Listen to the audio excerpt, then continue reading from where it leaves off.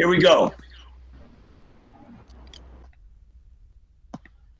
Okay, so sorry about all this, everybody. I'm assuming you can hear me.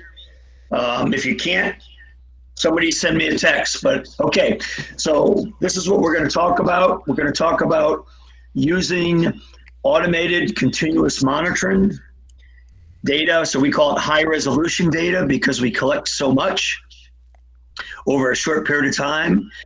And we're going to talk about what this system is all about and give you applications of the system. First, and Mark Cram's going to talk about that. First, I'm going to talk to you briefly about some of the regulatory updates that are happening here in the States, which I think will also apply to Brazil.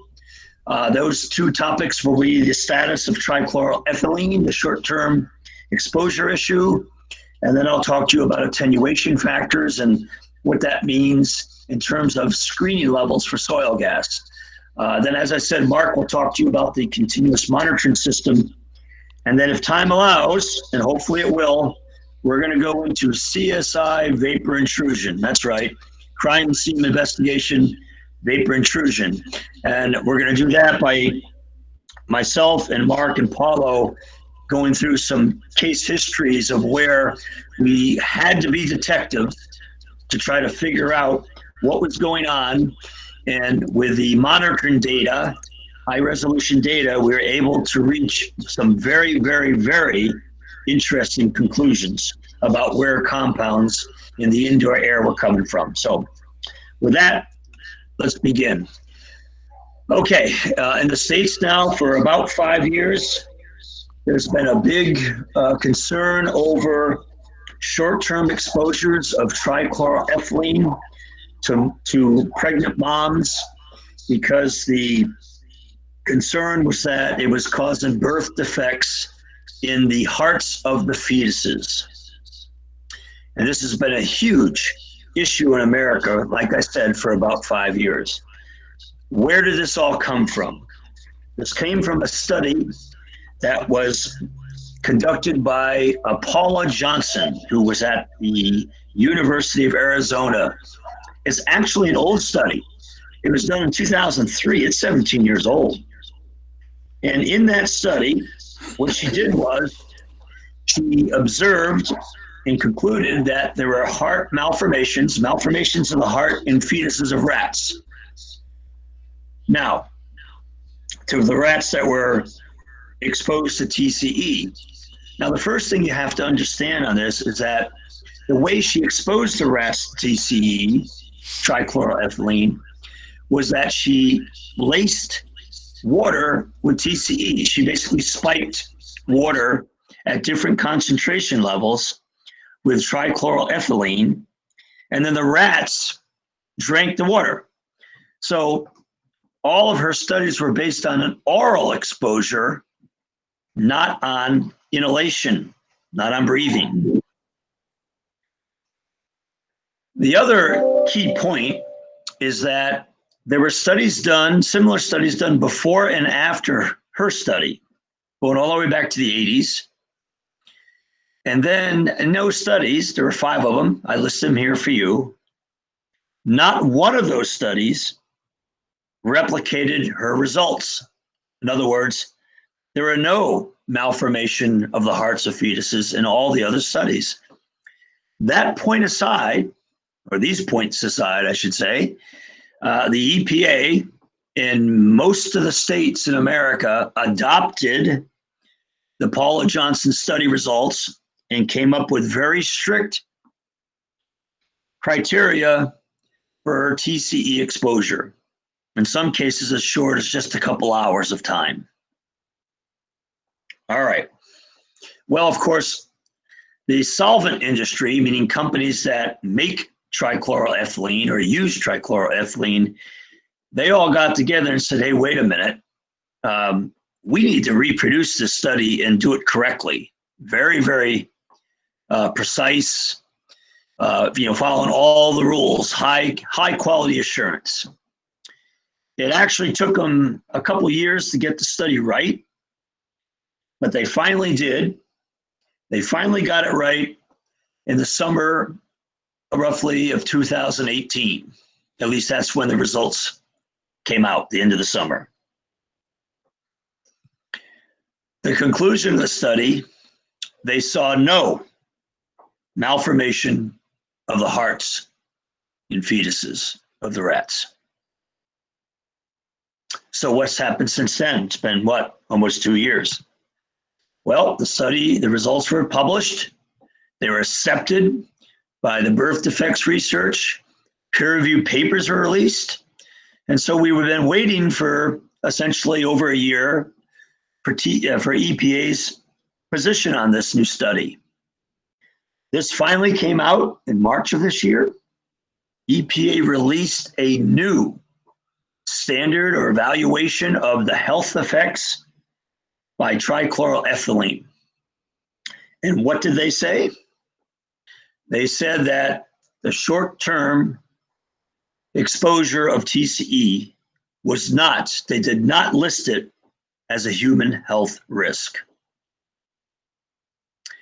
So where does it all stand now? Well, not many states have come out and said whether they are going to adopt EPA's new position. We know, for example, California, New York, Ohio, Massachusetts, be very, very unusual for them to accept the EPA's position. In other words, they're still going to be concerned about short-term TC exposure. Your country, you'll have to decide that among yourselves.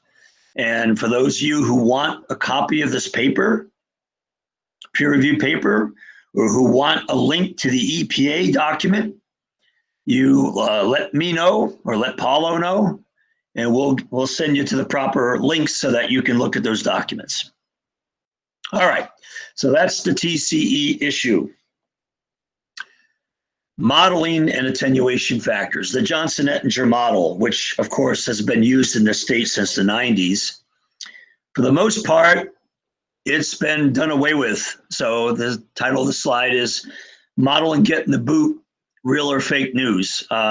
It's real news. Modeling is not being used anymore in the states as essentially an exit ramp for the vapor intrusion pathway. You can't just model your way out anymore. You have to collect data that confirms the model predictions. So instead, what do we do instead in the meantime? Well, before you collect indoor air data, instead you can use a calculator that the US EPA has produced. It's called the Vapor Intrusion Screening Level Calculator, VISL calculator. We call it the VISL in the States. And so most agencies now, including the EPA, most state agencies, want us, the practitioners, to use the VISL to make predictions of indoor air based on soil gas data or groundwater data. So if you have groundwater concentrations, you have soil gas concentrations, you have subslab concentrations, they want you to use this calculator. The calculator is available online. You have to just Google EPA VISL, it'll come right up. It's pretty simple to use, but let me make you aware of its limitations. First, you have to understand what we mean by an attenuation factor, because the VISL uses a default and very, very strict attenuation factor. So attenuation factor, by definition, is the indoor air concentration divided by a concentration below the structure. That concentration below can be soil gas, it can be subslab soil gas, or it can be groundwater. So in this little example, we have indoor air indoors at 10. We have soil gas concentration at 500. The attenuation factor, the abbreviation symbol used here is the letter alpha, is simply the indoor air divided by the soil gas. So in this example, 10 over 500. So the attenuation factor, the alpha factor, is 0.02 in this example. All right, so now that you understand what attenuation factor is, what did EPA do? Well, EPA took a database, they mined their databases. And what they were looking for were sites where they had both indoor air data and soil gas or subslab or groundwater data, both types of data. And then they plotted indoor air concentrations versus the subsurface data. So this was an empirical data set, empirical meaning from real data that existed from sites. This is not modeling, it's not made up data, it's data, actual real data from sites. Here's the plot of indoor air data on the y-axis versus subslab data, subslab soil gas on the x-axis, okay? And so what you should understand from this plot, first of all, there's a lot of scatter in this plot. I like to call this a shotgun plot. Basically that it looks like you took a shotgun and shot the screen. There's so much scatter in the data. I'll come back to that point in a minute. But the other main point I want you to see is the title. I put the title of the EPA document describing these attenuation factors. It's right there for you, evaluation characterization. What I did to that title, however, I took one word, I underlined it, made it in red, residential. This database is all from residential buildings. I give you the reference to this document, it's right there, and you can go online and get it if you want. So, what do we do then if we're looking at non-residential buildings, right? That's one question. But here's the other points in this document. If you go to the document and look at the conclusions, the attenuation factor of 0.03, which basically means a 33 times attenuation. It means 1 above, 33 below. That's what 0.03 is. The conclusions are residences with basements, the attenuation factor that they came up with, 95th percentile, 0.03. But if you read further in the conclusions, it says slab on grade structures are 0.01, 100-fold attenuation. 33 times versus 100 times, about a factor of 3 difference. So why are we using 0.03 for slab on grade, all structures, slab on grade structures? Why are we doing that? And every time I ask agencies the question, basically I get a blank stare, like a deer in the headlights. Okay, and what do we do for commercial buildings? Well, that's the other issue that's still out there. Now, that 0.03 in that database, that shotgun plot, if you look at where the sites came from, you'll see it's heavily skewed by the Northeast states of America, with a few points in Colorado, a few points in California. In other words, this is not a good representation of structures across the United States, heavily skewed by 3 locations. So why are we applying this all over the United States? Why would we apply this to Brazil? Another consulting company, Geosyntec, Robbie Ettinger, they did their own database mining, and they came up, if you look to the right column, they looked at structures in California. They came up with a default attenuation factor of about 10 times lower, 0.002. That means a 500 to 1 attenuation rather than 33 times. We are now trying to convince the California agencies that they should be adopting 0.002 instead of 0.03. So let's go back to commercial. How does the database look for indoor air versus soil gas for commercial structures? There it is. Oh no, there's not a mistake here. We don't have an error here in the presentation. That's the database. There is no database. There are no data. So why are we using 0.03 for commercial structures? Another blank stare. So what should we do at commercial structures? Well, we can measure radon in the structure and below the structure, and we can determine an attenuation factor from the radon ratio of indoors to subslab. I do that at all structures when I'm measuring subslab soil gas. I always do the radon measurement. What else can we do? Well, we can measure the flux directly across the slab with a flux chamber. So this picture shows above a simple little tiny flux chamber at a site, and the picture below shows a large flux chamber, basically constructed with plastic sheeting, sandbags, and pipe to basically make a seal of the sheeting with the floor. Great way to do this, or a good application of this, is to do it at brownfield sites where there are no buildings. So that's the way that I recommend to you that you try to get an attenuation factor, not only for commercial buildings, but also for residential buildings, for houses. That's what I recommend you do. If you do a comparison of the commercial attenuation factor, if you use what I call the Hartman, meaning me, adjustment for exchange rate, you would get about a 0.005 attenuation factor. A woman named Susan Nowickus did a study using radon at a lot of sites, like 200 sites. She got a number of 0.004, and that's biased a little high.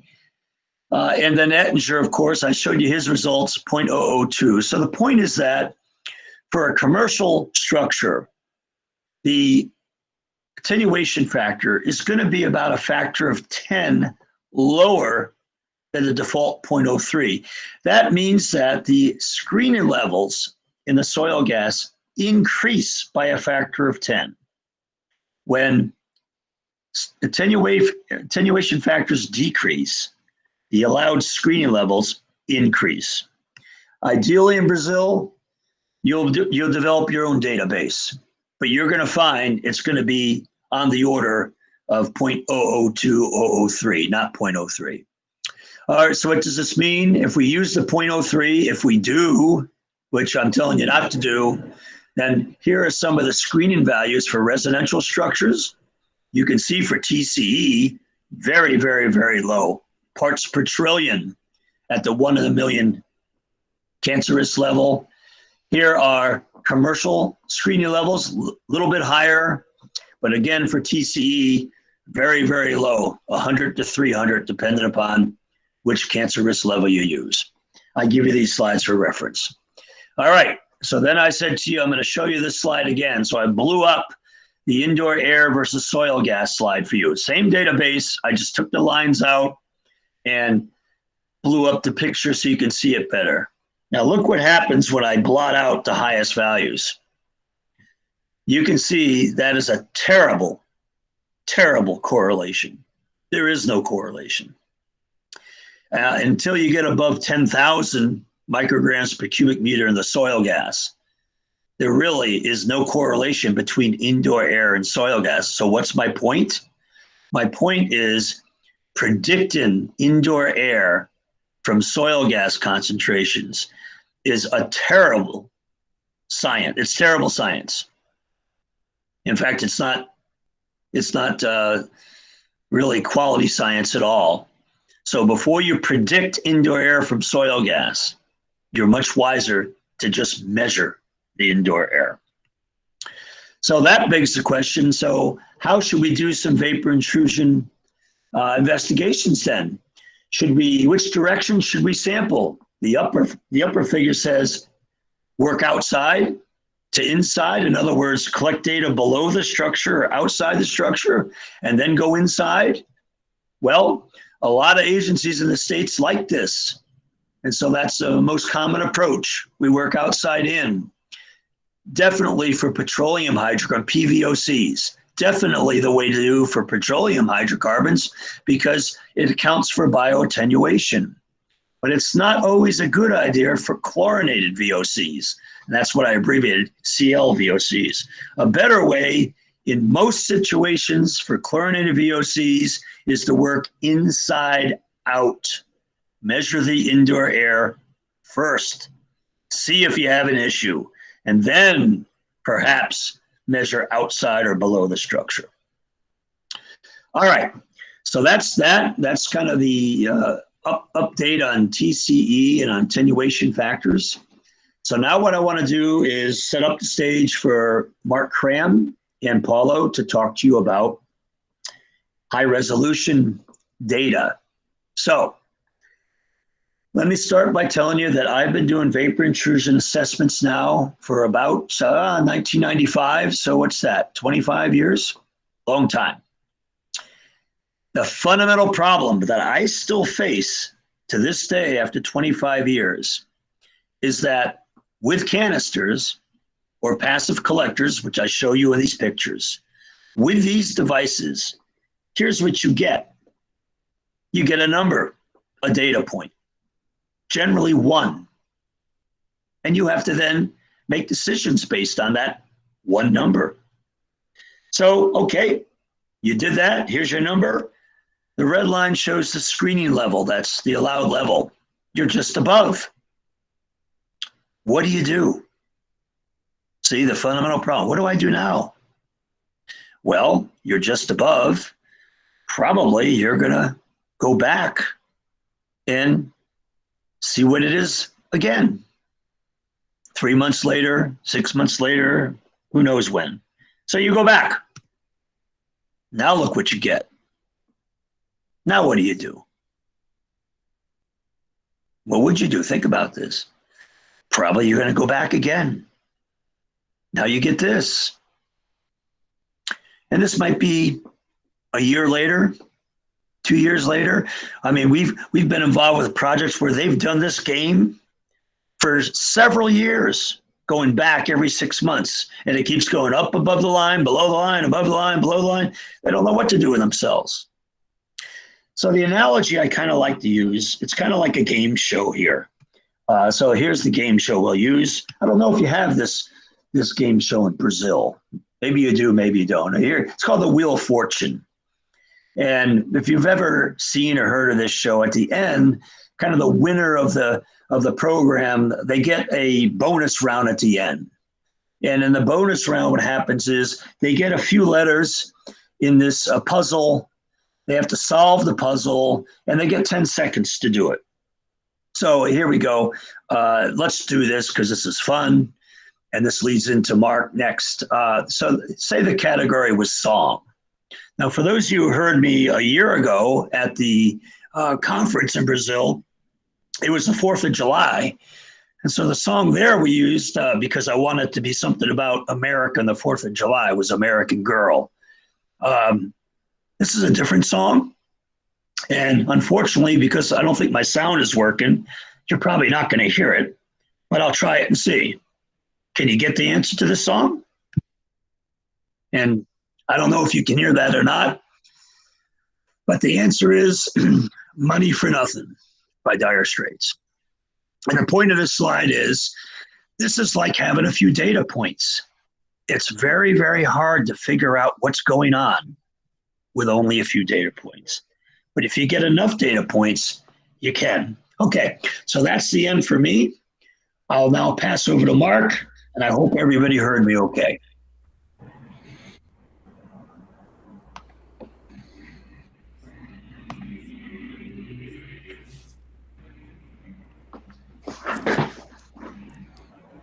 All right. Can you hear me? Hey. Hopefully you can see me. Mark, just a sec. All right. Wayne, your microphone is on. What's going on with this computer? I think I'll have to mute Blaine here. Yeah. Let me try and do that. Okay, Blaine is muted. Go ahead, Mark. I'm sorry. Paulo, can you see my monitor right now, Paulo? Yes, you're all wonderful. Okay, so when we go out to these sites, we ask particular questions. This is the objective of that investigation. And we basically start indoors and say, do we have an exceedance of a screening level? And if so, then the next question is this caused by an indoor source or is it really vapor intrusion? And once you have the answer to that, it's nice to be able to say this is the specific indoor source as opposed to relying upon multiple lines of evidence and waving your arms and hoping that you got it right. And if there's truly vapor intrusion, you want to identify where the vapors are coming through that slab so that you can have an idea about how best to address that. And if you're performing a risk assessment, you want to know when is it occurring and for how long. So obviously these are critical questions. And as Blaine mentioned, a lot of these sites that we've gone to, these questions remain unanswered after years and years of investigation with the same kinds of approaches.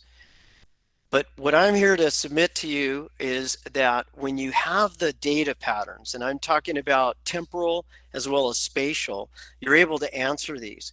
And oftentimes we're able to answer these very quickly within a few days of monitoring. And I'll show you some examples of that. As Blaine was mentioning, some of the challenges with some of the passive and the canister samples is that you get that one number back from the laboratory, and oftentimes you get it late. So if you're concerned about acute trichloroethylene types of risks, that might not help very much because the duration of concern is shorter than the time that it takes for you to receive that laboratory result. But the key is that you don't see that pattern, so you can't answer those questions. We've also seen many cases where you get a false negative or a false positive. For instance, you think it's vapor intrusion, but it's really something going on indoors. We'll show you some examples of that. Also, there's this concept, reasonable maximum exposure. And I'll talk a little bit more about that in a bit. I maintain that with these traditional approaches, you're not able to get the right answer, and therefore the risk assessments are actually compromised. And it becomes costly if you have to go out many times or cover a lot of rooms. With the continuous analyzers, I'll show you the kind that we use. By no means are we the only option there, but what's beautiful is that you can determine how often there's an exceedance, and you get to see these patterns, and then while you're monitoring, you can make adjustments in the building and solve some of these mysteries, if you will.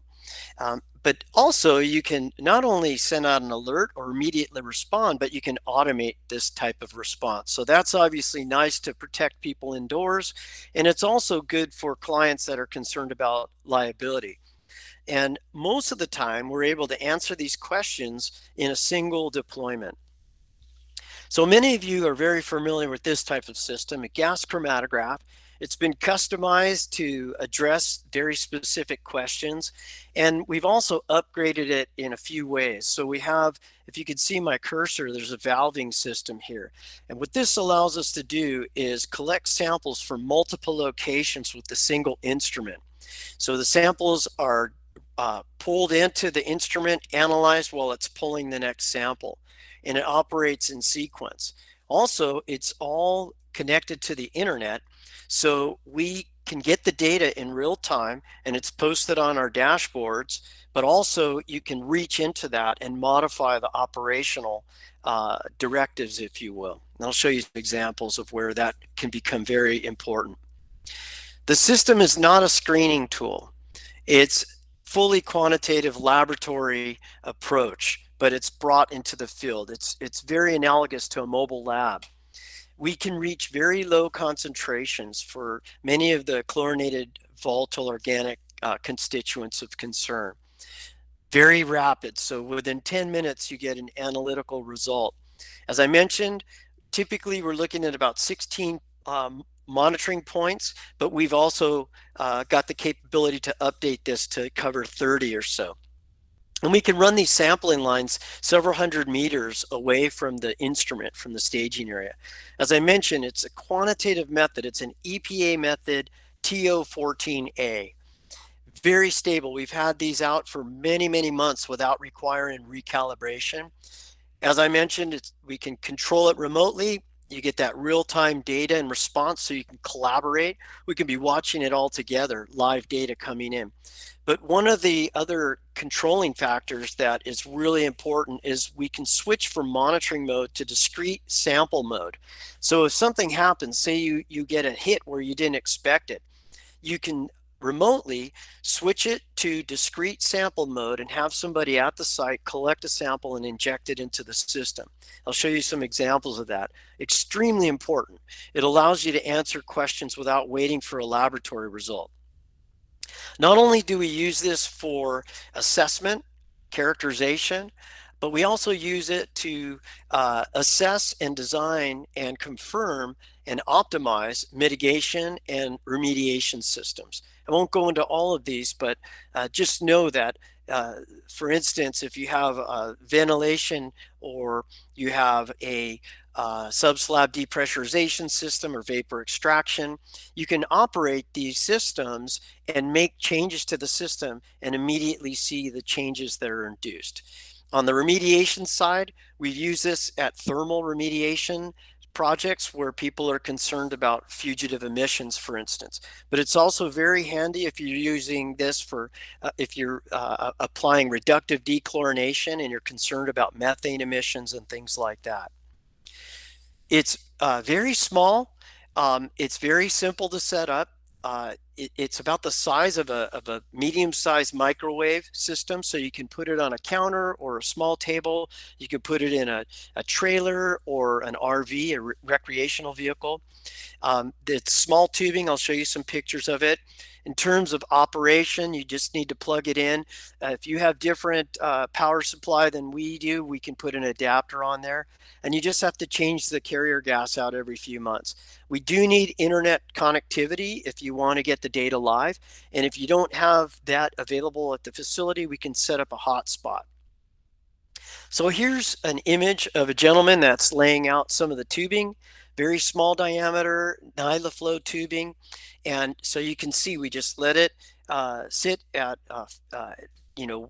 inhalation elevations if you need that, or you could even change the elevations. You can place these wherever you want and then run those tubing pieces back to the staging area where the instrument is. Here's where we deployed it in a recreational vehicle.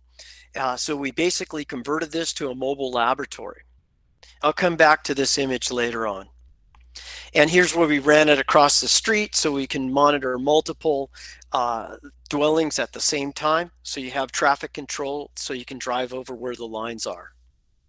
So the data that we're tracking is not just concentration. We're also looking at controlling factor information like pressure differential and weather types of information. And the data comes in and we try to make this very intuitive so that you have a wide spectrum of stakeholders that can readily understand this. So the data is presented in time series and stacked time series, contour plots, moving averages, etc. As I mentioned, you can program alerts and relays, so you can even automate the collection of a sampler if you want.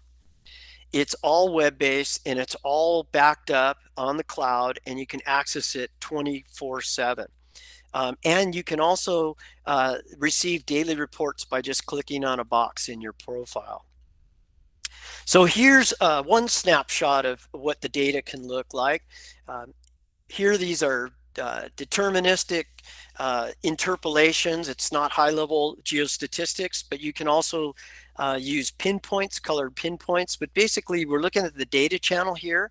It's time-stamped for TCE, and you see the most current data and the spatial distribution. You have moving averages as well. So here's a 1 hour moving average and here's a 24-hour moving average. And there's a pull down menu, so you can select from a whole host of options there. And you can look at time series for any one of these locations. And then we also track whenever there was an exceedance or a threshold was exceeded. So all that data is tracked and downloadable. You can right click on any image and copy and paste it into your reports.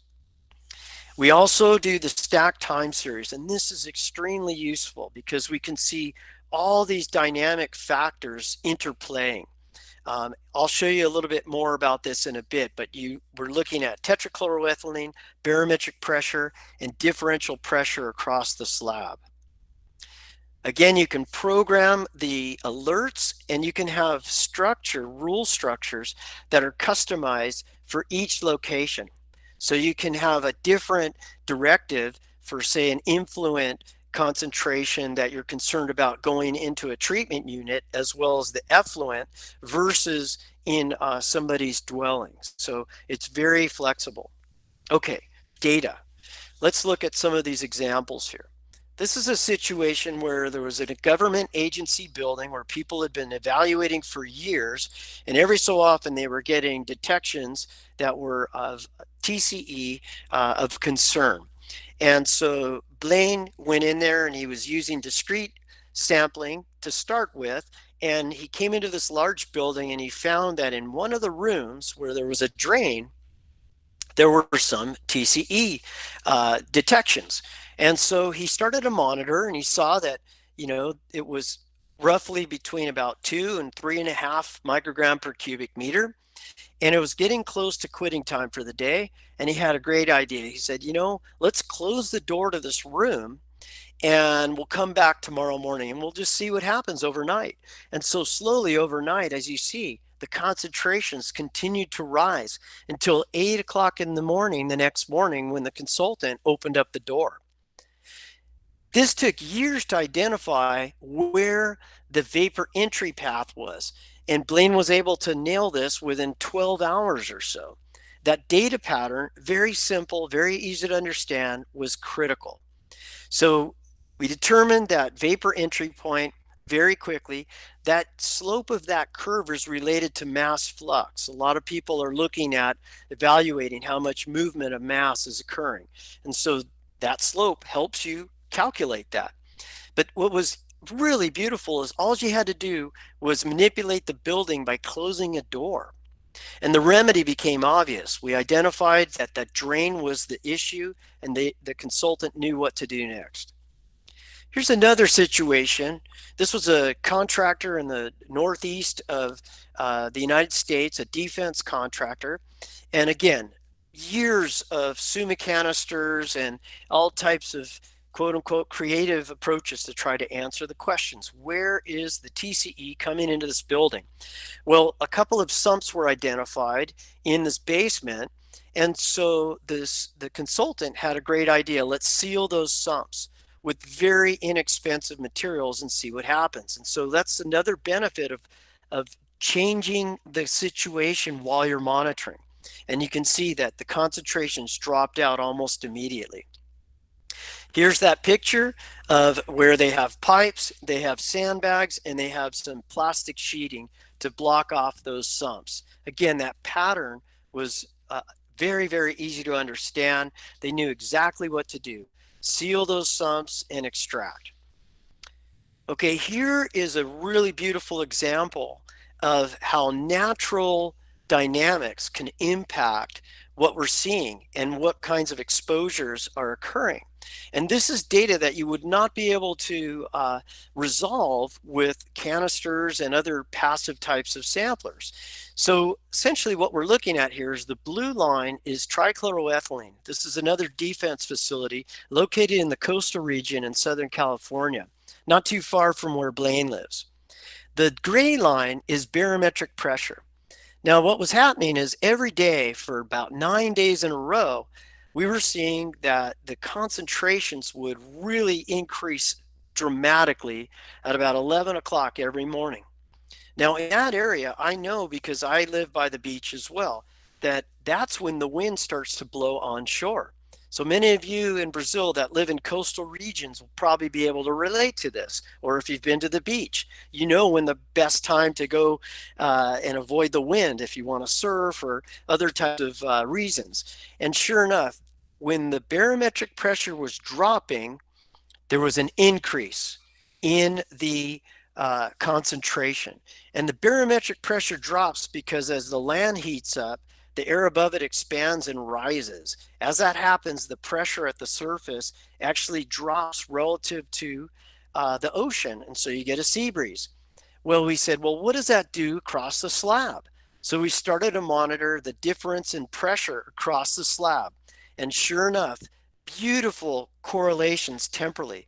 When that barometric pressure drops, the differential pressure increases, meaning that the subsurface has not equilibrated, so it still has a higher pressure than what's at the surface.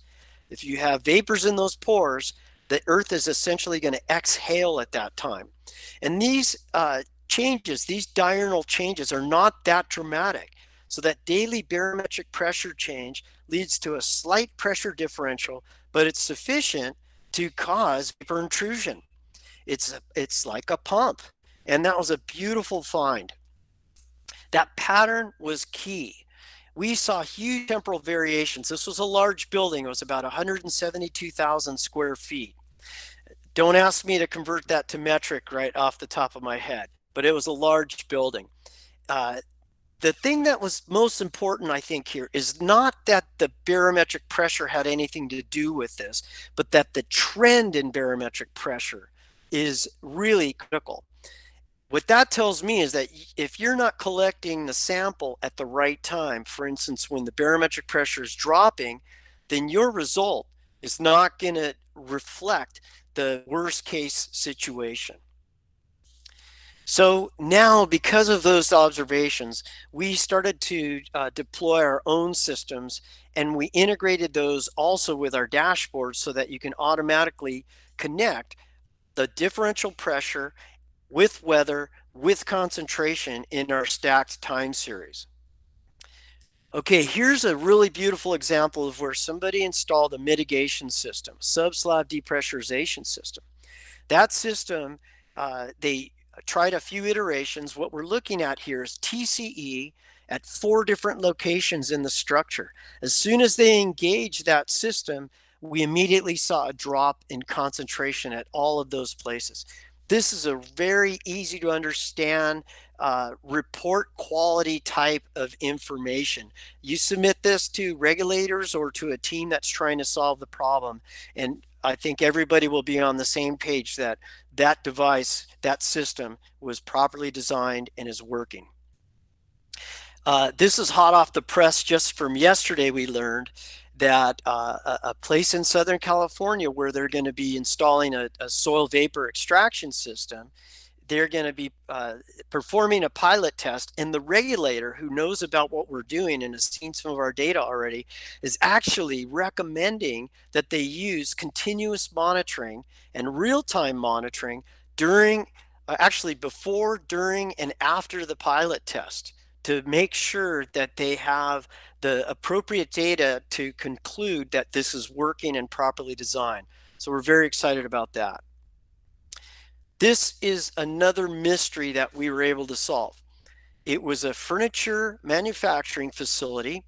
The building was for sale, and the owner of the building received offers for $2 million US less than asking price. And that was because the assumption was there was vapor intrusion occurring.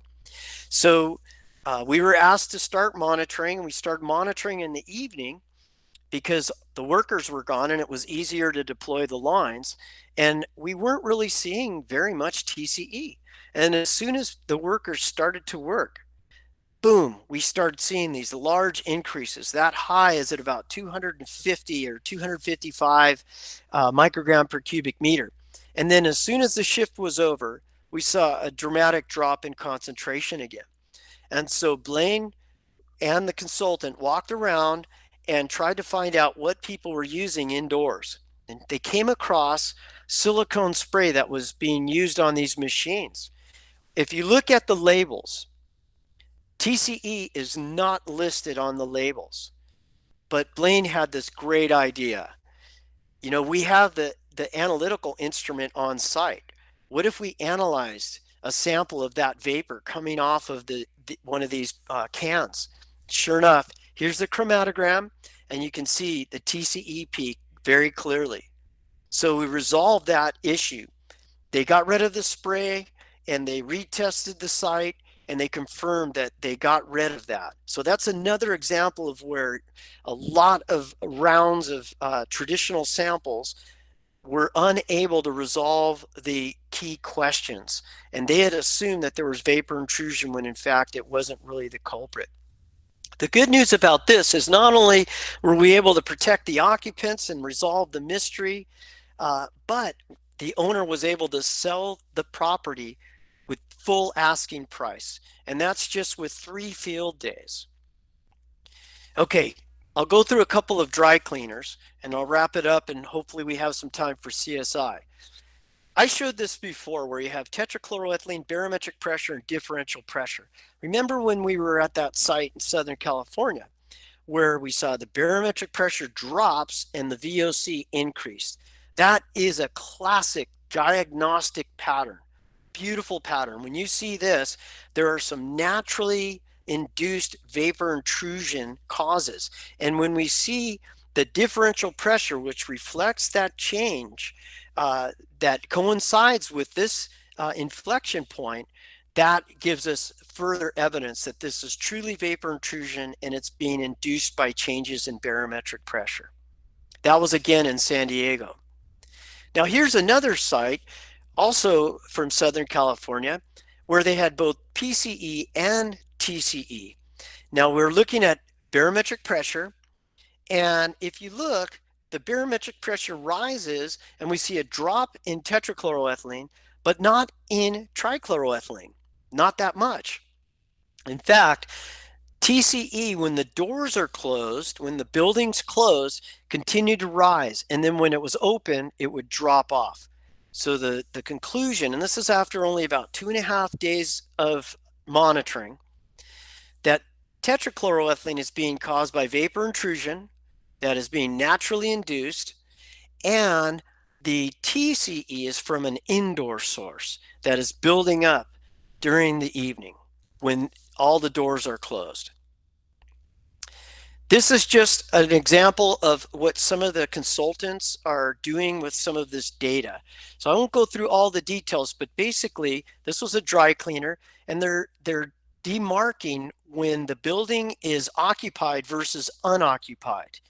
And they demonstrated that when it's occupied, the concentrations were consistently below risk screening levels. They were able to get site closure based on this type of analysis.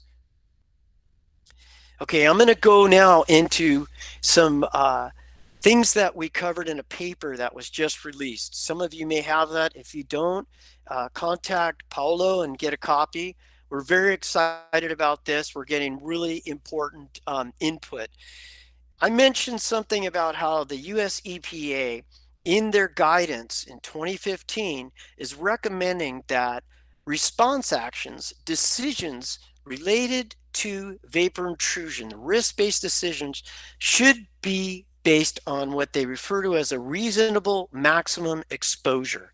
And they provide a better definition of that in this guidance. In their guidance that many of you have probably seen already, RME, a reasonable maximum exposure, is mentioned more than 10 times. So, but what we're not seeing is anybody really paying that much attention to it, except for a couple people at the leading edge at the EPA. Furthermore, what they claim, and this we agree with, is that random sample timing is not good. And in fact, in a workshop that EPA sponsored about 1.5 years ago, they said that if your investigation does not include controlling factor measurements like barometric pressure or HVAC on or off or other types of things, weather kinds of conditions, then your investigation is of questionable value. That's so important. I interpret this to mean that the reasonable maximum exposure is occurring only during a vapor intrusion event. What do I mean by that? That's when there's advective flux. That's when the earth is exhaling. That's when either a HVAC system causes a suction within the building, or natural controlling factors like barometric fluctuation. Okay, and this is controversial because all the argument you heard from Blaine before about attenuation factor gets kind of pushed out the door, because this is what's going on. It's advective flux. It's not diffusive flux. At least I believe the majority is advective. I think the attenuation factor is good for screening, but once you start doing monitoring, look for these types of events. Furthermore, the EPA says that in order to meet their criteria for reasonable maximum exposure, you would need to collect 58 randomly timed samples to meet that criteria of 90 to 98% confidence level. That's not practical. So nobody's going to do that. But there's a way to resolve that. And so this is the basis of a program that EPA is actively promoting and putting together about indicators, surrogates, and tracers.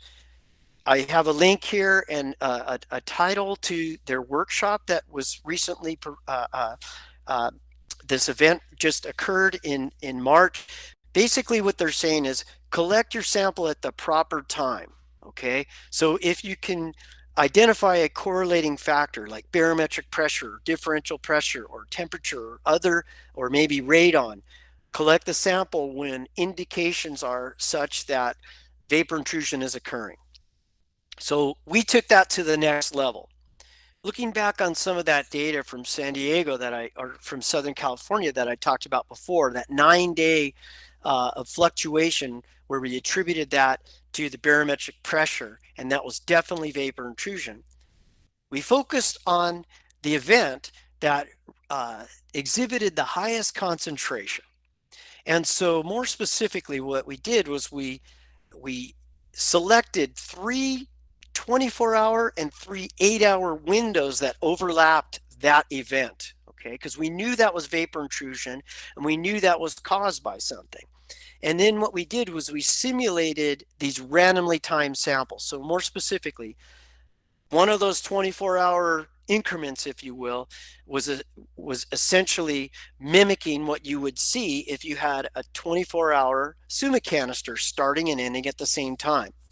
And so we compared the averages and results, and more importantly, what the output and the recommendations would be from a regulatory agency. This table's a little busy, so I'll go through a little bit of it. We're looking at duration. So we have these 3 24-hour and 3 8-hour durations, the time range. So you see the beginning and end times, and then the time weighted average, okay, and the range, just to put that into context. Focus on this.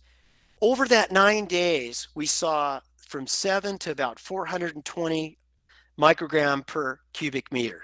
Big range. Okay, look at the averages for these 2 8-hour increments. Imagine putting 2 8-hour Suma canisters or sorbent tubes out there. The difference between these starting and end times is only 5 hours, but the differences in the averages are dramatic. 22 to 151 microgram per cubic meter. What's important about that is 22 in California means that there's an accelerated recommendation for mitigation. That means you better do something within a couple of weeks. Whereas 152 says you better get out today, right now. Tell everybody to leave that building.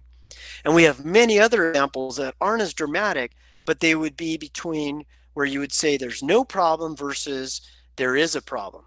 So we think that this is a really important concept to consider. A time-weighted average is going to depend upon whether you're sampling at the right time, when upward advective flux is occurring.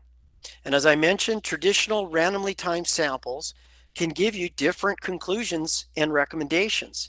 But the continuous monitoring allows us, I believe, to more closely meet the recommended criteria for reasonable maximum exposure than the randomly timed samples. Okay, then I'll take it another step forward.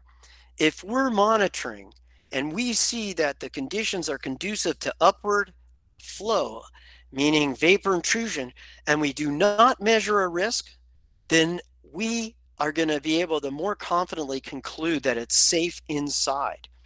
And a lot of people, based on previous work by Johnson and others, suggest that you should go in the summer and go in the winter. I submit to you that that is not resolved enough. It's really more about what's happening at that moment and whether or not you're sampling to capture that. Therefore, if you see no exceedance during upward flow, I don't care if it's the summer or the winter. Why do you need to go back out there again? So That's not adopted yet by the regulatory community, but I'm suggesting it because I think it's more important than season. The actual conditions relating to upward flow is more important than whether you're in some season, because we have, even during our winters, high pressure. The other thing to consider is a lot of people are trying to do this building depressurization. That's not natural, and that's not nominal conditions. So I believe that what we're doing by monitoring is actually superior in a couple of ways. It's more natural because you're not inducing flows through preferential pathways that don't exist under nominal conditions, but also we can observe this under any side structure with this type of approach. When you're doing building depressurization, you're limited to the size of that structure. Okay, I'll say one other thing here, and then we'll go into the CSI.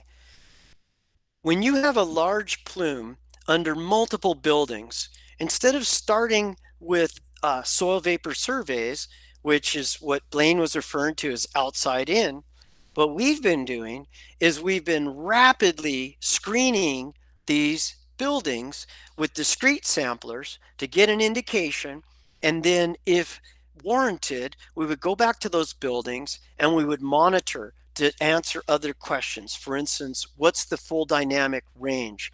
What happens when there's advective flux conditions, things like that. What's beautiful about that is we can go to an entire neighborhood and in a few days screen that entire neighborhood, as opposed to individually treating each building or taking a subset of those buildings. We can screen every single one that we're able to access very quickly. So we've learned a lot of lessons over the last few years. The traditional methods, you'll eventually get there, but you're going to have to wave your arms and rely on models and multiple lines of evidence and other types of negotiated arguments. More often than not, though, there are a lot of mysteries, and there's costs and there's delays and exposures while you're waiting for an answer. With continuous monitoring, we're able to rapidly and accurately source that. We didn't talk much about this, but a lot of people like to place air filters indoors. We think that's helpful, but in many cases, we're not seeing that these devices will get you down to safe concentrations. Also, subslab depressurization can actually increase the risks. I'm going to show you an example of that, but we've seen that at a few sites now. I mentioned before the barometric pressure trend is more important than the absolute barometric pressure. It's the trend. Is it increasing or decreasing? I highly recommend, whenever possible, measure differential pressure. It's very, very helpful to know whether or not the earth is inhaling or exhaling. We're seeing a lot of focus on brownfields and green building requirements. Think about how this might impact vapor intrusion. Green buildings, being more energy efficient, are also more tightly constructed. Therefore, the differential pressures can be a lot higher. So be wary of that.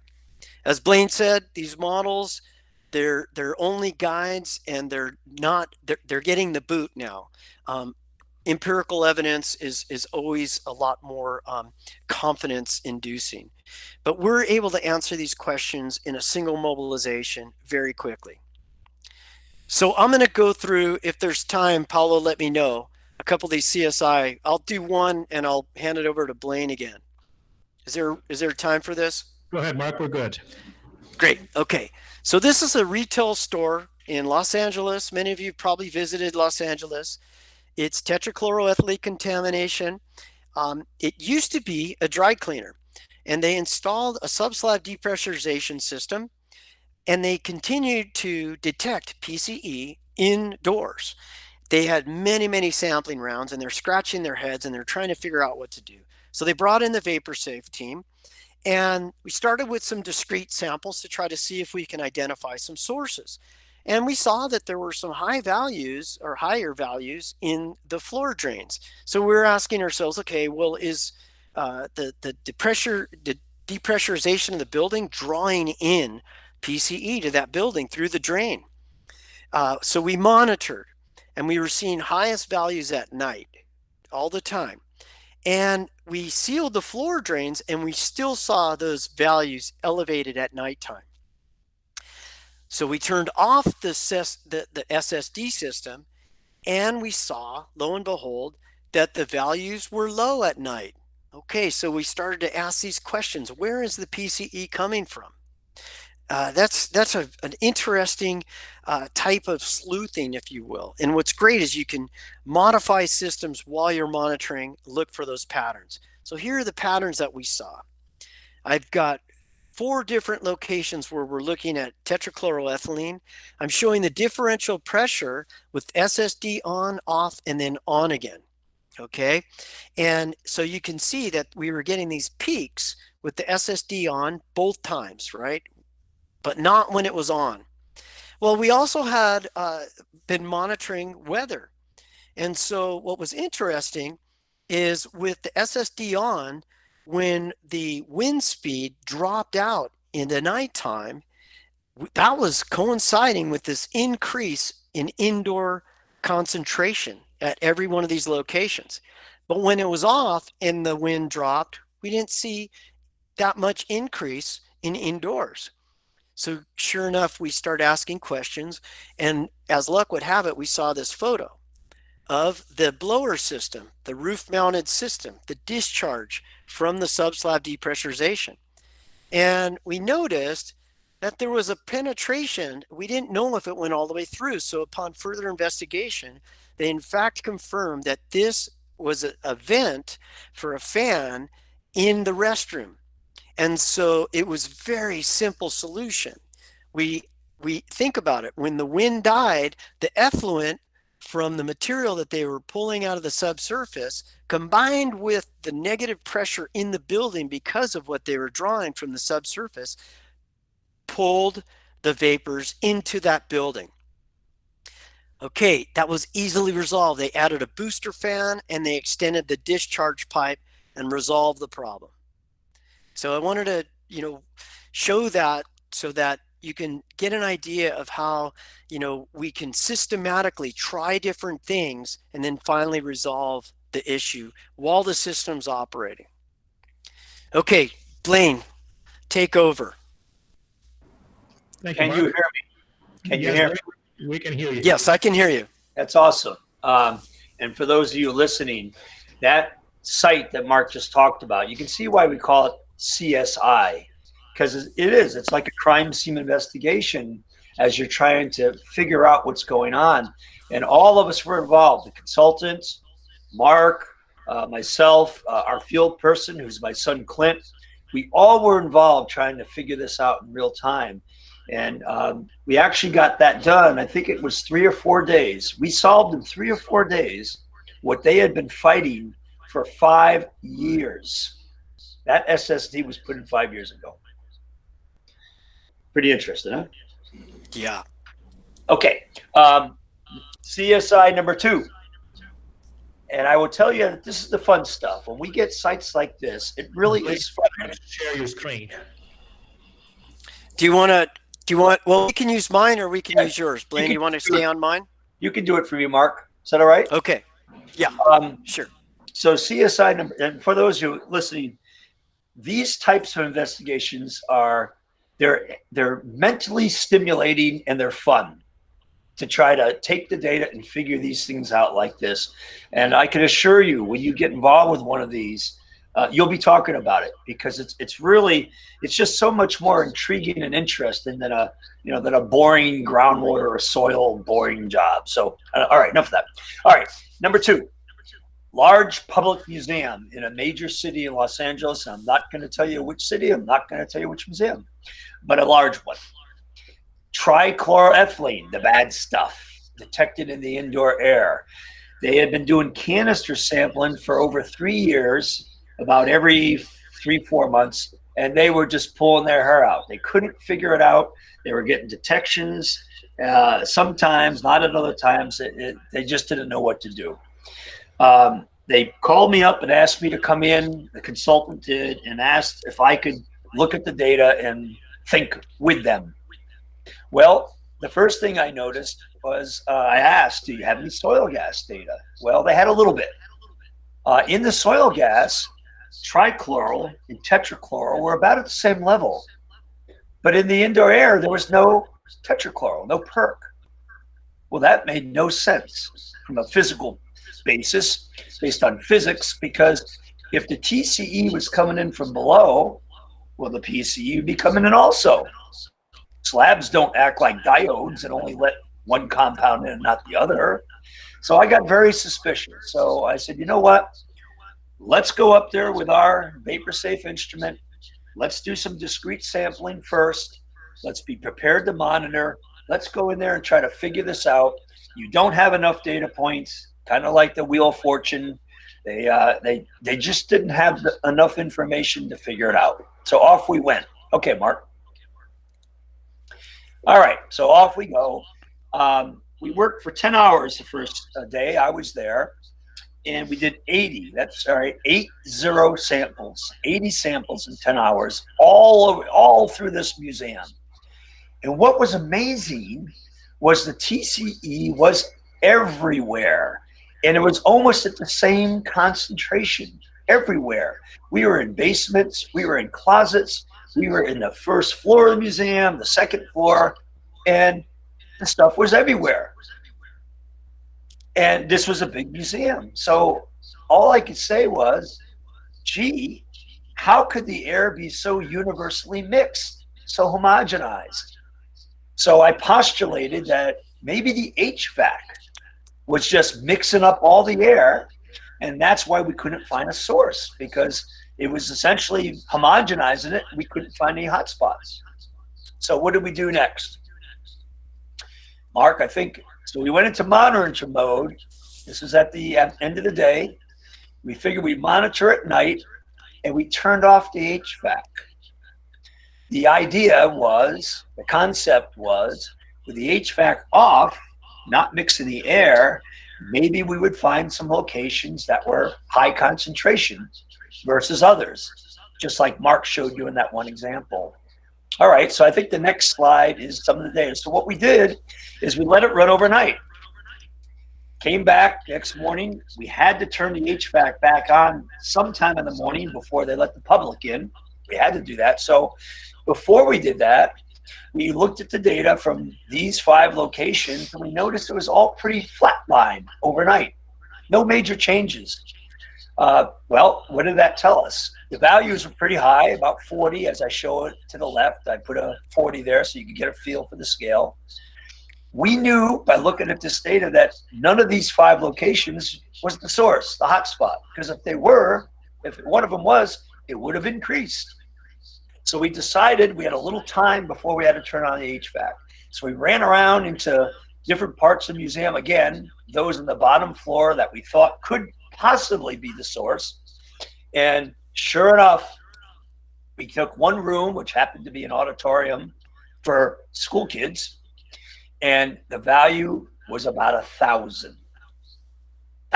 Now, mind you, the urgent response evacuate building levels in this state, I almost slipped and said it, is 25. 1,000. We found the hotspot with discrete samples. Then we turned the HVAC back on. And look what happened to these other 5 spots, the other 5 locations. See, we didn't know where the hotspot was, so when we monitored at night, we essentially picked the wrong spot. We didn't know. So these locations weren't the hotspot, but when the HVAC turned back on, look, up into the hundreds. What happened to the hotspot room? That should be the next slide. Well, what I show you there is with the HVAC off, there's the 2 points. We got 2 points, discrete 7,000. Turn the HVAC back on, it immediately crashed down 500, then 400, then 300. So our thesis was correct. What was happening was the HVAC was essentially mixing up the source room with the rest of the museum. And that's why the values were so high and so constant throughout. Remedy? Easy. Cut off that room from the HVAC. Give it its own HVAC system. And seal the floors, which is what they're in the process of doing right now. We solved this mystery. Excuse me. We solved this mystery in less than 2 days of time. I'm still waiting for my bouquet of flowers. Okay, that's number 2. How about if we go to Paulo? Okay, thanks, Mark. Thanks, Blaine. All right. I think you have to stop sharing your screen, Mark. Pessoal, só lembrando, se vocês quiserem encaminhar perguntas, podem encaminhar pelo chat para a gente fazê-las no final. 5 minutinhos aqui, eu vou mostrar para vocês um caso que a gente fez aqui em São Paulo.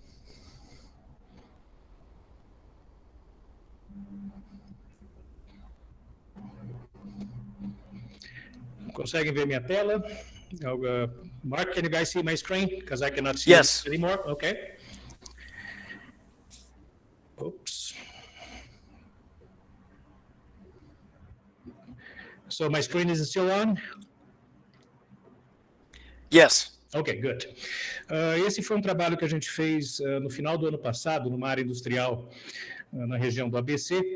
E o interessante aqui, obviamente eu não vou discorrer sobre todos os dados do site aqui, só mostrar essa anomalia e como que o monitoramento contínuo pode detectar e permitir ações praticamente em tempo real com os dados que a gente vai recebendo pelo sistema na nuvem, né? Gostaria de agradecer a Servimar, que foi a empresa de consultoria que trabalhou nesse caso, pela gentileza de ter disponibilizado aqui para a gente apresentar. Então, rapidamente, o histórico desse site é uma empresa metalúrgica com histórico de contaminação por TCE. A empresa é ativa, ela está dentro de um polo regional, tá, com várias outras atividades industriais. E essa empresa ela ocupa 3 galpões industriais, 3 terrenos com 3 grandes galpões assim, retangulares, uma salsicha, né? Os valores de screening que a gente tinha para essa área, para uso industrial, no risco 10-5, seria para o TCE 8,76 microgramas por metro cúbico e o PCE 175. Então, aqui mostrando os pontos que foram monitorados, né, os 3 galpões. Eles chamam isso de fábrica 1, fábrica 2 e fábrica 3. Então, aqui 16 pontos de monitoramento e 2 pontos de monitoramento do diferencial de pressão ao longo do piso. Aqui, também similar ao que o Mark mostrou, nos sites lá nos Estados Unidos, aqui o ponto de amostragem entrando numa sala, era a sala de suprimentos da empresa. Aqui o laboratório móvel montado na indústria, aqui os tubos que vão cada um para o seu ponto de amostragem. Vestiário masculino. Como o Mark colocou, a gente toma vários outros parâmetros, são linhas acessórias de evidência, e é muito importante a gente monitorar os parâmetros meteorológicos no local do monitoramento. E a gente também coleta dados regionais, puxando dados de aeroportos. Então, esse site aqui era na região do ABC, e a gente estava pegando os dados regionais, dados locais aqui com a estação, e dados regionais da estação meteorológica do aeroporto de Congonhas. E também muito importante, a gente sempre toma um ponto que a gente chama de background, que seria o ar do ambiente fora do local de interesse, para a gente ver se tem e existe alguma correlação com parâmetros regionais. E aqui eu só vou adiantar, eu não vou mostrar dados, mas as concentrações de PCE, o foco da área era TCE, não tinha concentrações e dados de PCE em subsuperfície, mas a gente verificou continuamente concentrações de PCE nos ambientes monitorados, obviamente abaixo do limite de risco, e extremamente correlacionados com a concentração de PCE no background, quer dizer, então aqui são fontes de indústrias, alguma coisa que está sendo utilizada, ou várias indústrias utilizando o PCE e deixando isso liberar para a atmosfera regional. Então, as correlações que a gente viu são totalmente correlatas entre a maior concentração que a gente viu, que era no ambiente externo,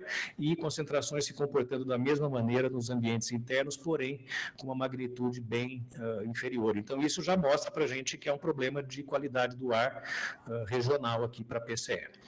Aqui dentro da indústria, tá? Então a gente lança essas tubulações de uma maneira que não atrapalhe o funcionamento da operação, passando com as tubulações de um prédio para o outro. O Mark comentou, essas distâncias podem ter a faixa de 100, 120 metros. Aqui a instalação do sensor que está medindo o diferencial de pressão entre a atmosfera abaixo do piso e o ar ambiente, tá? Acima do piso. Então, aqui a gente monitora isso de 5 em 5 minutos, transmite isso para o laboratório móvel, e aqui também a gente monitora a temperatura e a pressão barométrica interna do ambiente, além do diferencial de pressão. E o que é interessante nesse site, veja que o objetivo era TCE, em vários ambientes a gente não encontrou concentrações de TCE, teve alguns picos aqui em alguns momentos, esses picos estão atrelados a eventos de intrusão de vapores, então a gente consegue até alocar aqui o ambiente, mas o que foi interessante é que durante o monitoramento, se não me engano, numa quinta-feira à noite, por volta de 9h30 da noite, a gente teve esse pico de TCE praticamente em todos os ambientes monitorados, tá, num dos prédios. Foi assim, praticamente na mesma hora, e isso sinalizou para a gente por e-mail, o sistema pode ficar parametrizado para acima de um determinado valor, você receber um e-mail, e chamou atenção. Eu tinha o WhatsApp do coordenador de segurança da empresa, ele tinha se colocado à disposição. A hora que eu percebi esse dado, eu mandei um WhatsApp para ele e falei, fulano, veja o que aconteceu na oficina de manutenção. Tem alguma coisa estranha na oficina de manutenção e no vestiário masculino. E meia hora depois ele me mandou um áudio, eu vou tocar esse áudio aqui para vocês, eu vou ter que colocar meu fone aqui em cima do microfone para vocês ouvirem. Vamos ver se vocês conseguem ouvir.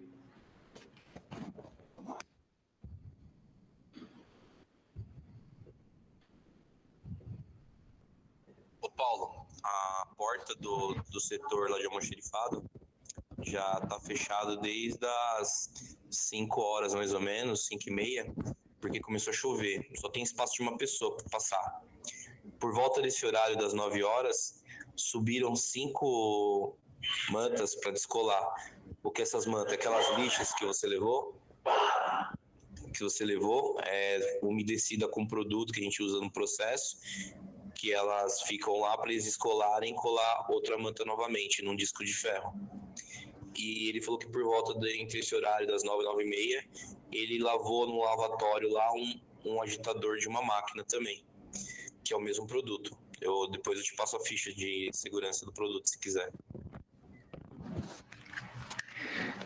Então, a gente vê que essa anomalia foi uma atividade que aconteceu no período noturno, essa empresa opera por 3 períodos, né? O que ele falou? Foi tirada uma manta, que era um produto abrasivo, uma lixa que é colada num disco, que faz uma parte do processo industrial, eles levaram isso para manutenção, para trocar essa manta, eles aplicam um produto para soltar a cola, e o que solta a cola é solvente, e depois fizeram a lavagem de uma dessas peças no lavatório, no vestiário masculino. Então, na hora a gente já descobriu, quer dizer, teve essa interação com a pessoa operacional da empresa, a gente conseguiu determinar que, obviamente, até pelo que a gente viu aqui, foi um evento completamente atípico que ocorreu. E conseguimos determinar a causa dele, que foi o uso desse solvente para fazer o descolamento dessa manta. Agora, como o Mark mencionou, imagina se nesse período aqui eu estivesse fazendo uma amostragem com um amostrador Suma, com o TO15, por exemplo, ou até um amostrador passivo. A gente teria tido esse dado, essa concentração subindo, e não teria a menor, seria muito difícil fazer o rastreamento do evento que causou o problema, tá? Então, é o que a gente gosta de falar, que é trabalho de investigador, né? Antes de eu voltar a palavra para o Blaine e para o Mark, para a gente responder as perguntas, já tinham algumas aqui, eu gostaria de agradecer quem já fez a doação, a gente quis atrelar esse evento a uma campanha aí para ajudar a creche Lar Ternura aqui de Campinas. Com esse QR Code aqui, vocês baixam essas informações, é uma entidade que faz um trabalho muito bonito aqui em Campinas, já há mais de 40 anos, com crianças em período integral, para permitir que seus pais trabalhem. Uma obra social aqui muito bonita em Campinas, então já agradeço quem fez a sua doação aí de R$15, e quem puder fazer vai ser muito bem-vindo lá para o pessoal da creche. Ok? Com isso eu vou voltar agora aqui para a nossa tela, para a gente fazer as perguntas Deixa eu abrir minha janela aqui. Mark e Blaine, can you guys hear me? Okay, good. You may unmute your microphones, Blaine and Mark, so we can move into questions. Okay, I'm here. Ok. Por enquanto, nós temos uma pergunta só. Por favor, se vocês quiserem fazer, não tenham vergonha, pode fazer em português, eu traduzo para o Blaine. Mark and Blaine, we have a question from Giovanna Moser. She's in a city here in São Paulo with high emissions from cars. So she's asking us, and you guys may comment, if there's any study identifying and correlating possible emissions from vehicles interfering with the concentrations in indoor ambient in areas with big traffic. Well, we know if she's talking about hydrocarbons like benzene, absolutely. We know that in all urban areas, benzene from car exhaust is at levels that are considered by EPA to be about anywhere from 1 in 10,000 to 1 in 100,000 cancer risk levels. So in theory, every urban city should have all their air scrubbed for benzene, which of course isn't going to happen. Very good. Mark, would you like to comment? I just would amplify what Blaine just shared. When we're looking at petroleum hydrocarbons, that could be an issue. I don't think it would be an issue if we're looking at chlorinateds. Okay. I've seen, Blaine and Mark, areas in 2 sites in São Paulo where we saw PCE, PERC, in our background monitoring point. So that was a very good indication that the industrial activities in those areas was kind of contributing to a background concentration of PCE. Some cities in America, Los Angeles being one of them, has now put a sunset clause on the use of tetrachloroethylene at dry cleaners, and instead using a hydrocarbon-based solvent. So yeah, all urban areas, because of dry cleaners, they all have PERC in the background, tetrachloroethylene. Only in California are the PERC standards so strict that the air needs to be essentially cleaned up. In other words, the dry cleaners change the solvent. In other parts of the United States, the PERC allowed levels are much higher, about 25 times higher. So the PERC background does not exceed EPA allowed values. Very good. Pessoal, podem encaminhar mais perguntas. Deixa eu ver aqui, que acho que já tem mais algumas. Tem uma pergunta da Lisandra Xavier: como que a CETESB vem se posicionando com relação ao monitoramento contínuo? Nós já fizemos 6 e 7 projetos de monitoramento contínuo desde o ano passado, na metade do ano, quando esse serviço foi iniciado aqui no Brasil. Até o momento a gente não teve nenhum feedback de cliente voltando para a gente, que a gente faz o trabalho, entrega os dados para o cliente, ajuda na elaboração de um relatório, e até o momento a gente não teve nenhum feedback que a CETESB não aceitou ou questionou. Então isso vai entender que está sendo feita, tendo uma aceitação por parte da CETESB. Inclusive, um dos projetos que a gente fez o ano passado foi por solicitação da própria CETESB, uma das áreas críticas aqui no estado de São Paulo, que a CETESB demandou que a gente fosse a campo, se a gente poderia ir a campo com eles, justamente para responder uma série de dúvidas que eles tinham num caso aí que se estende já por mais de uma década. E sem, obviamente, entrar em detalhes, que a gente não pode, mas praticamente em 2 semanas a gente resolveu um mistério aí de mais de 10 anos. Então, a aceitação da CETESB está nesse pé. Blaine and Mark, if I may ask a question, how do you guys see the current status in California with the draft of the VI guides? Where do you see this going? I know it's a big turmoil. People are getting excited, especially with the attenuation factors. So, can you guys comment on that? Sure. So I think the the biggest take home is that if the regulators stick to 0.03 as an attenuation factor, that will translate to many, many more indoor investigations. I think that's one of the key factors. And I'll pipe in theory, the California agencies are doing their own mining of a database to make a plot similar to what I showed, indoor air versus subslab, and to come up with a California specific attenuation factor. We have heard, Mark and I are on a work group that's supposed to be essentially reviewing their study results. We've heard that they have produced a document. It's an internal review. We're expecting it to see it any week now. I'm going to tell you right now, I think it's going to come in somewhere about 10 times lower, 0.003, something like that. But we'll see.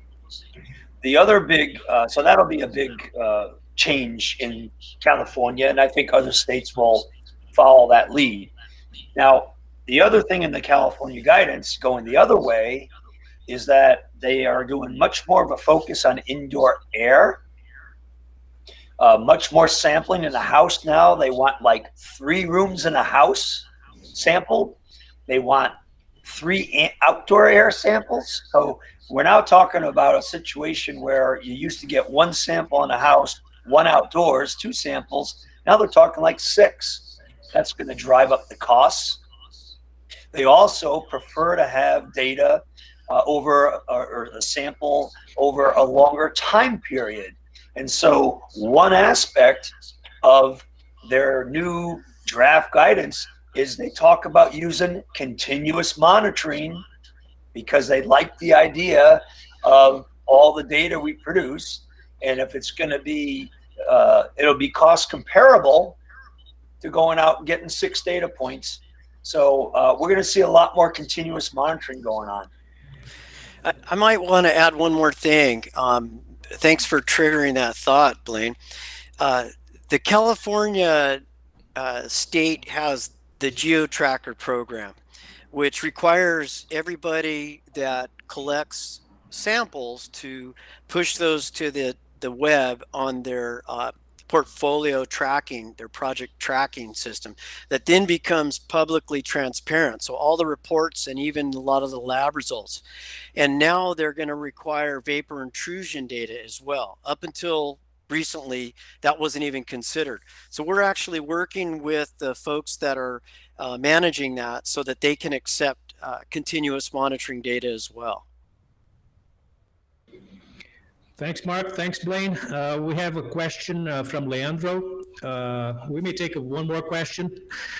He's asking, are there any studies related to the application of low or medium cost sensors for continuous monitoring in VI studies, including placing in situ sensors?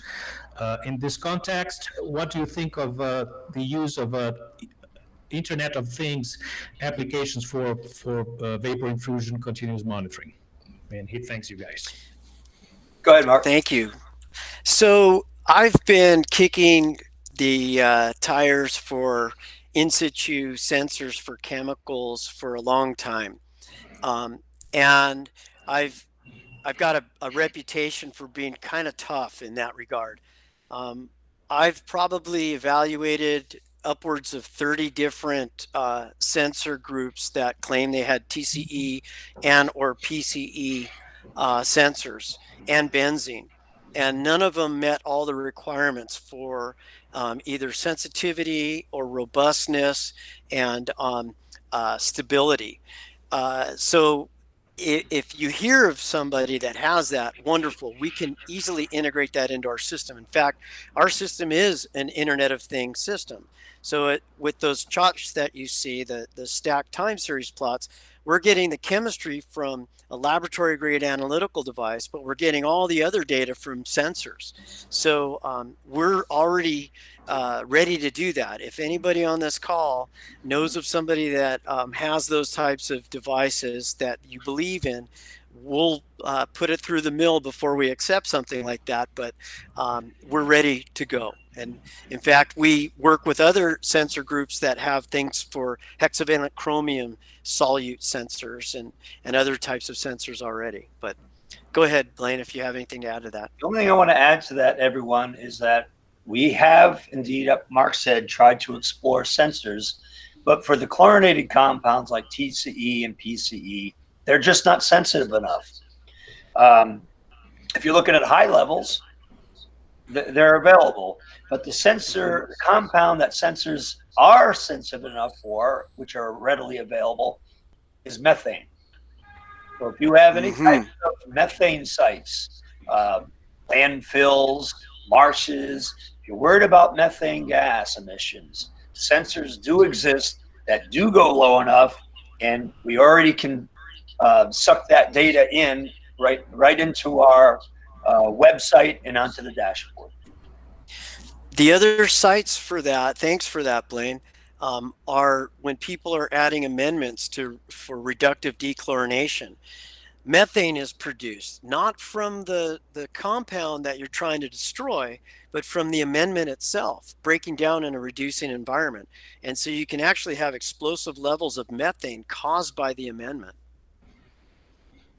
Very good, Mark.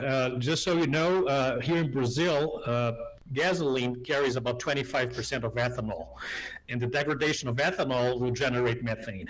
So that's a situation that we have here in gasoline stations. Also, to add, we have areas that are densely populated in Brazil that were built on top of soil with very high organic compounds, like peat soil.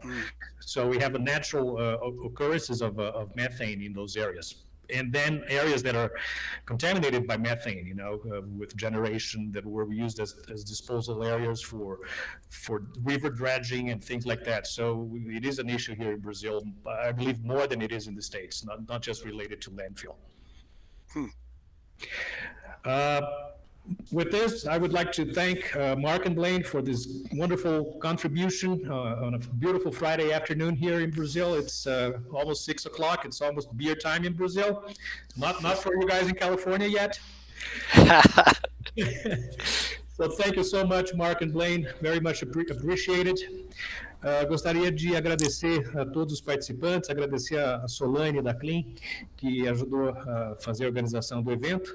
E nós vamos disponibilizar esse vídeo no YouTube, provavelmente segunda-feira ele já estará no YouTube, então depois, se vocês quiserem compartilhar o material com os colegas, fiquem à vontade. E, mais uma vez, agradecer as doações para a creche da Artenura. Eu vou colocar aqui mais uma vez os dados da conta bancária da creche. Nesse período de quarentena, obviamente, as pessoas estão com suas rendas afetadas, como todos, e, obviamente, uma entidade filantrópica também sofre com redução de receitas, né? Mas gostaria, então, de agradecer a todos. Mark and Blaine, are we sharing your presentations with the group? Sure. Okay. We'll send it to you, Paulo, and then you can distribute it from there. Very good. Então, eu vou também depois enviar um e-mail para vocês até segunda-feira com as apresentações em PDF, tá ok? Muito obrigado a todos. Thanks, Blaine. Thanks, Mark. Obrigado. All right. Thank you, everybody. Have a good weekend. Thanks, Mark.